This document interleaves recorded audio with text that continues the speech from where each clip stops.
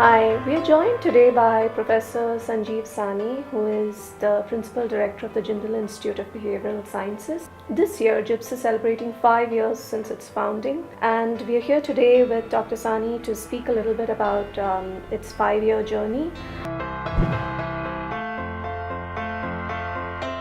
Psychology is probably the only subject in social sciences which is more interdisciplinary in nature.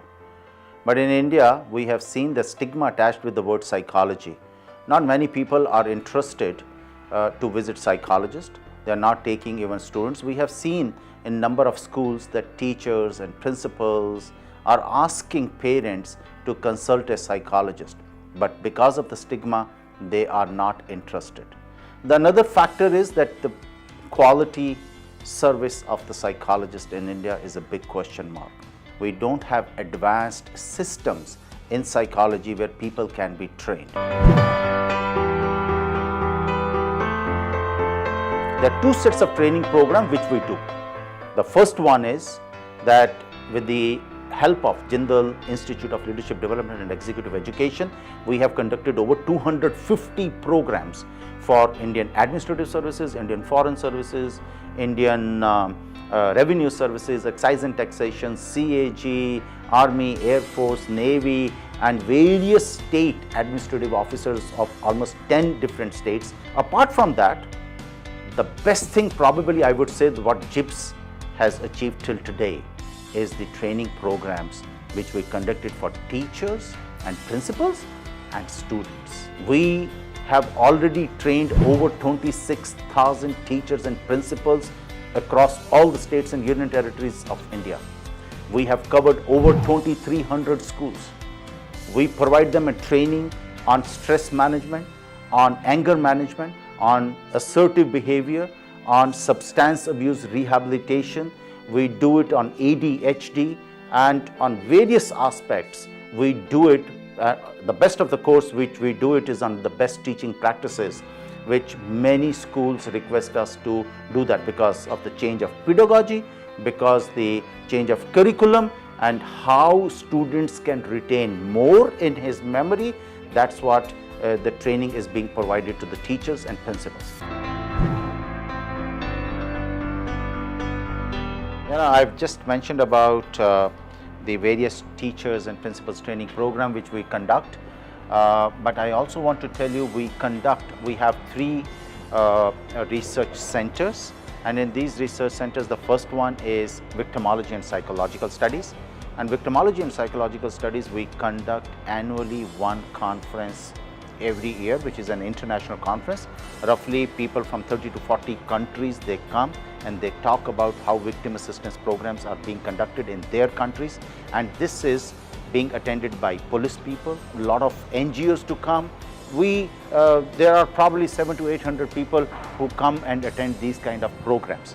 We have a center for leadership and change. This is basically that we get leaders, we get the CEOs of the various top organizations. They tell our students and other people about how they have become entrepreneur and what are the challenges they face, and they tell us that how one can become very famous, whether we are getting a political leaders or industrial leaders and the spiritual leaders, and they tell us that how it's important about leadership traits and characteristics and so on. The third one is the most important one, which is the community mental health. Now, you'll be surprised to know in India, we are not getting a proper training on mental health. Most of the doctors, we have seen their curriculum. It is 20 hours. In the entire 5.5 years, they study psychology. Right. Then we talk about a social worker. Then we talk about our own psychologist and a counselor. They are not fully aware how to deal. To give you an example, interesting thing, none of the nurses are fully trained on mental health issues. This is called Brain Behavior Laboratory, which we have established where the law school students and all other JGU students can come and learn. Now, there are few tests which in few seconds we can talk about about the human behavior, and we can even let you know that if there is any kind of a stress, anxiety, tension, fear, phobia in your subconscious mind. So we deal with the subconscious mind, we don't deal with the conscious behavior or conscious mind. So this lab, what we have established in last 5-6 years, and it's an amazing equipment, is very well equipped, where we have the first thing is the brain mapping. So we study the human brain waves, and we can also predict your personality, your behavior of when we see that which brain wave is dominating the most. The students are coming in groups, and they want the entire class to be assessed on their psychological profiling. It's not possible. We generally take 3 to 4 people in a day, but we work only like 5 to 6 months, because most of the students are on vacation, or they're preparing for their examination, so they won't be able to put in so much time over here.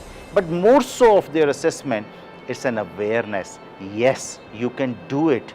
These are the things which are scientifically we can evaluate or assess.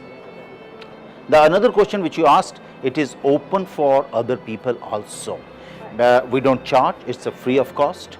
If people invite us to do certain top executives or even school children, we carry these portable machines to their schools, and we can help them to map that what all we can you can do it. So this is for community.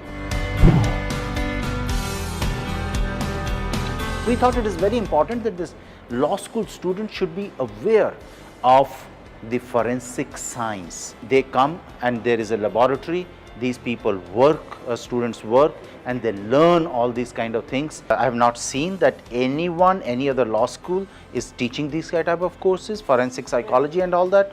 We are the only one who is doing it in India.